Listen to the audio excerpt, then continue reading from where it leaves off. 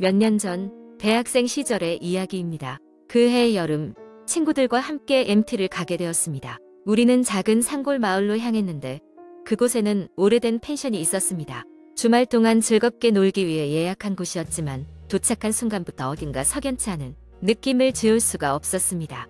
마을 주민들은 우리를 조용히 쳐다보기만 했고 펜션에 도착했을 때는 주인이 보이지 않는다는 점도 기묘했습니다. 우리는 일단 짐을 풀고 주변을 돌아다니기로 했습니다. 펜션은 낡고 오래되어 보였지만 안은 의외로 깔끔했습니다. 각자 방을 배정받고 휴식을 취한 뒤 저녁이 가까워져서 바비큐를 하기로 했습니다.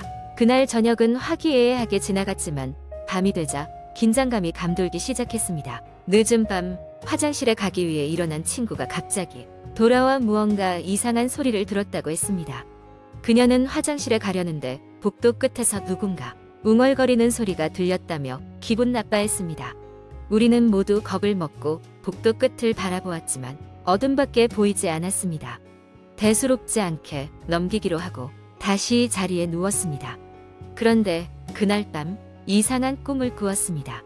꿈속에서 저는 낯선 여인이 나타나는 장면을 보았습니다. 그녀는 말없이 저를 응시하더니 어디론가 사라졌습니다.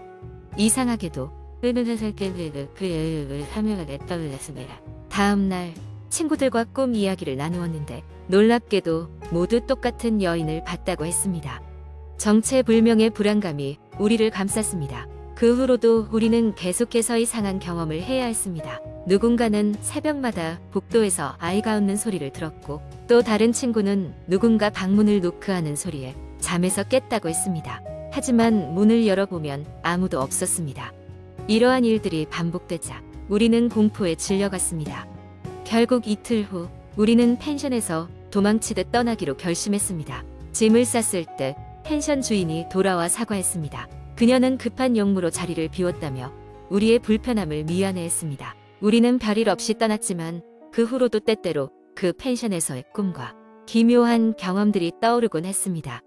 몇 년이 지나고 인터넷을 뒤지던 중 우연히 그 펜션에 대한 이야기를 발견했습니다. 과거에 그곳에서는 끔찍한 사건이 있었던 장소로 마을 사람들은 오래전부터 그곳을 피했다고 했습니다.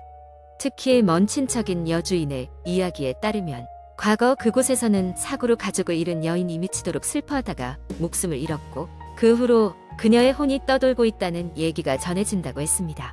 우리는 더 이상 그 펜션에 가지 않았지만 그 여름의 기억은 아직도 생생합니다. 때때로 친구들과 모이면 당시의 이야기를 나누며 오싹한 추억에 소름이 끼칩니다. 두 번째 이야기. 몇 년 전 나는 서울 외곽에 위치한 작은 마을로 이사를 갔다. 그곳은 대도시의 번잡함에서 벗어나 평온함을 찾고자 하는 사람들이 선호하는 곳으로 숲과 산에 둘러싸인 아름다운 자연경관이 매력적이었다. 오래된 마을이었지만 지역 주민들은 따뜻했고 나는 이곳에서의 생활이 기대되었다. 이사한 지 얼마 되지 않아 나는 마을 근처의 숲을 산책하기로 했다. 그 숲은 무성한 나무와 작은 개울이 흐르는 곳이었는데 하루는 산책 중에 우연히 낡고 허름한 오두막을 발견했다. 주변 사람들에게 물어보니 그 오두막은 오랫동안 비어 있었다고 했다.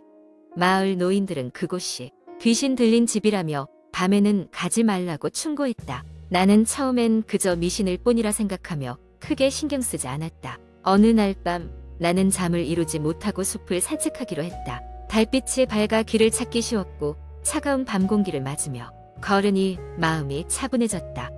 그런데 문득 그 오두막이 생각났다. 궁금함을 이기지 못하고 오두막으로 향하기로 했다. 오두막에 도착하자 폐쇄된 창문 사이로 어렴풋한 빛이 새어나오는 것을 발견했다. 나는 호기심이 발동해 창문 너머를 들여다봤다. 안에는 낡은 가구와 먼지가 쌓인 책들이 어지럽게 놓여 있었고 빛은 창가에 놓인 오래된 촛불에서 나오는 것이었다.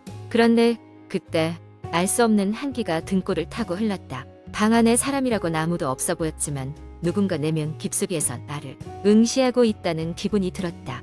갑자기 바람이 불어 창문이 열렸다. 조용한 밤 삐걱거리는 소리가 유난히 크게 들렸다. 나는 그 소리에 놀라 뒷걸음질 쳤고 그때였다. 어두운 숲속에서 작은 속삭임이 들려왔다. 처음엔 바람 소리라 생각했지만 점점 또렷해지는 목소리가 분명히 내 이름을 부르고 있었다. 심장이 유동쳤다. 나는 도망치듯 그 자리를 떠났고 집에 돌아와서는 한참 동안 문을 걸어 잠근 채 아무도 없는 거실에서 떨며 앉아 있었다. 나중에 물어보니 오두막은 과거 불행한 사고가 있었던 장소로 미스터리한 사건들이 끊이지 않았다고 했다. 마을 주민들은 그곳을 서로 멀리하며 절대 가까이 가지 않았다. 이후로 나는 밤에는 물론이고 낮에도 그 숲을 피했다. 시간이 지나면서 그날의 일을 더 이상 생각하지 않으려 했고 넘어가려고 했다. 하지만 어느 정적이 감도는 밤이면 여전히 가끔씩 창밖에서 나를 부르는 목소리가 들리는 것만 같다. 아직도 나는 그 오두막에서 무슨 일이 일어났는지, 그리고 그날 밤 내 이름을 불렀던 목소리의 정체가 무엇인지 알지 못한 채 그저 잊으려 했으며 살아간다. 이것이 나의 섬뜩한 경험이었다. 누군가는 단순히 상상 속의 산물이라며 웃어넘길지 모르지만 그 밤의 한기와 속삭임을 느꼈던 나로선 그것이 그저 환각이나 착각일 뿐이라고 쉽게 결론 내릴 수 없었다. 세 번째 이야기. 몇 년 전 나는 서울의 한 오래된 아파트 단지로 이사하게 되었다. 그곳은 건축된 지 30년도 넘은 낡은 아파트였지만 월세가 저렴하고 교통이 편리해서 선택하게 되었다. 처음 이사했을 때는 아파트가 주는 특유의 음습한 분위기 외에는 별다른 이상한 점을 느끼지 못했다.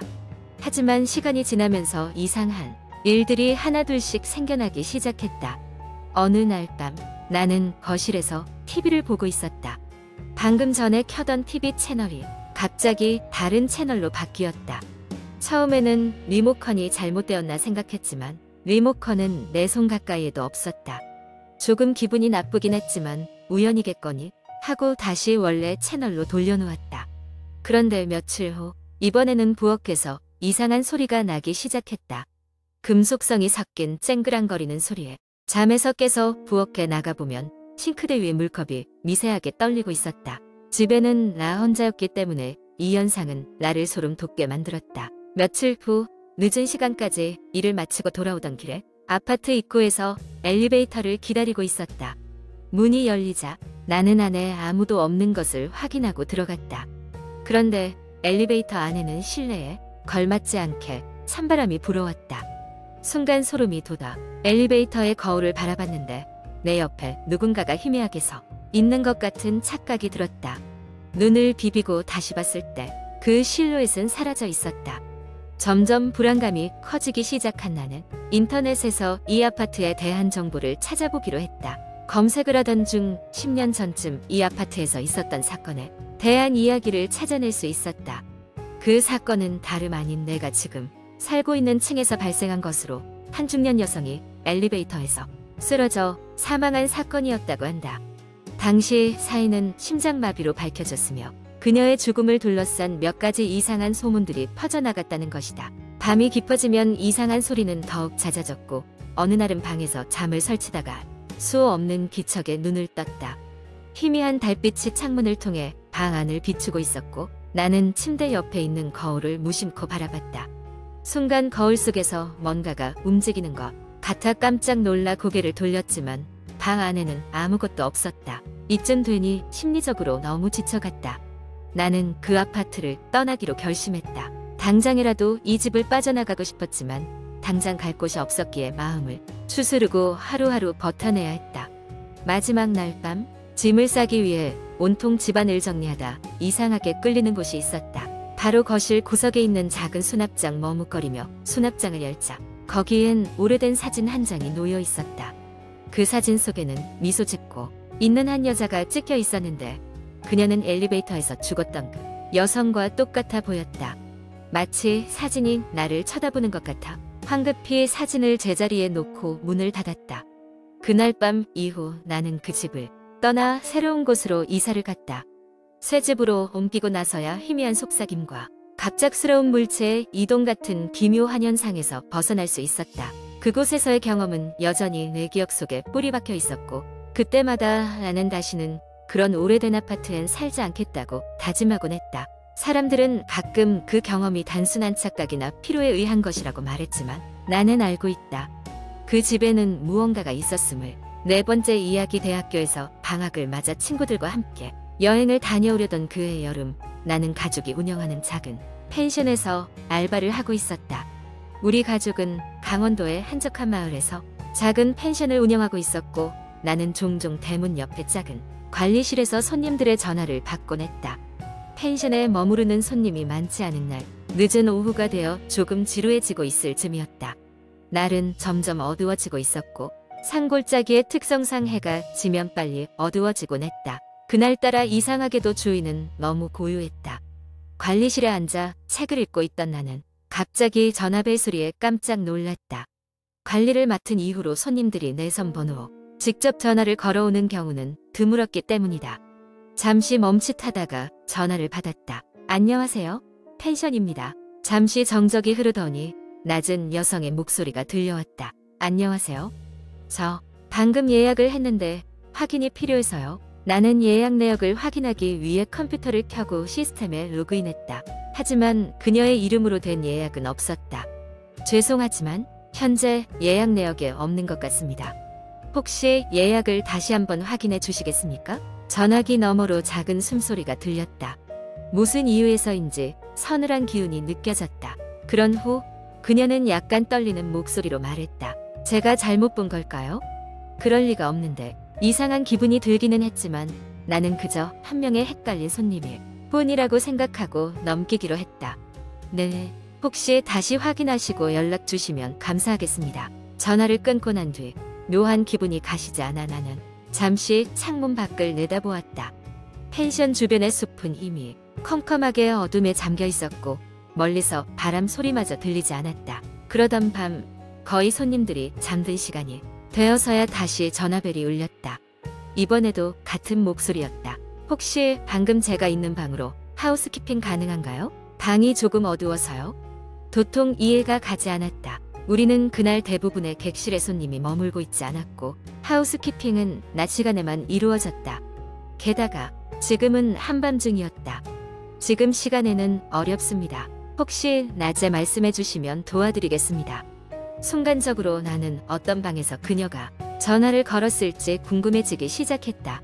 그때 더 섬뜩한 것은 관리실의 창문 밖으로 점차 불이 꺼지던 펜션의 모든 객실의 불이 하나도 켜져 있지 않았다는 것이었다. 전화는 갑작스럽게 끊어졌다. 전화를 끊기 전 마지막으로 들린 그녀의 어둡고 낮은 웃음소리가 귓가에 맴돌았다. 나는 다시 창문을 내다보았다. 신락 같은 긴장감이 온몸을 휘감았다. 그 순간 내가 본 것은 바로 펜션 맞은편 숲속에서 희미하게 대꾸리며 움직이는 한 여인의 형체였다. 그날 이후 그 여인에게서 걸려왔던 전화는 다시 오지 않았다. 하지만 내가 친구들에게 이 이야기를 하면 할수록 그들은 강원도의 많은 숲에 오래전부터 잊혀진 산장에서 들려오는 전화 소문에 대해 알려주곤 했다. 가끔 아무도 거주하지 않는 방에 전화기가 울릴 때 나는 그날의 서늘한 목소리가 다시 들리는 듯한 기분을 느끼곤 한다. 그리고 지금도 그 검은 숲속에서 그녀가 나를 응시하고 있을까 하는 섬뜩한 생각을 지울 수가 없다.